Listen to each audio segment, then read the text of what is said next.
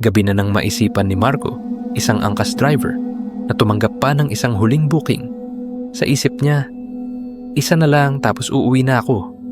Halos 12:00 na ng gabi at medyo malamig ang hangin sa kalsada ng lungsod Quezon. Nag-pop up ang booking. Pick up, New Manila. Drop off, Balete Drive. Hindi niya agad napansin ang destination. Ang pangalan lang ng pasahero ang tiningnan niya, Clarice. Sinagot niya ang booking. Pagdating niya sa pick-up point, may isang babaeng nakaputing bestida na nakatayo sa gilid ng kalsada.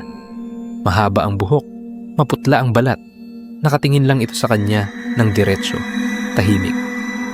Siya siguro, si Clarice, bulong niya. Hi ma'am, si Marco po. Angkas driver niyo.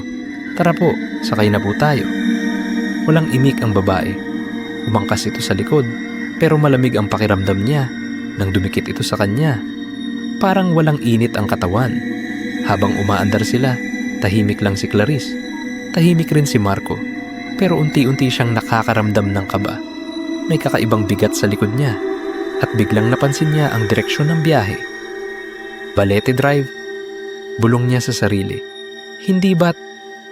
Biglang bumigat ang paligid. Halos wala nang sasakyan sa daan. Lahat ng ilaw sa paligid ay mahina na. Tila ba wala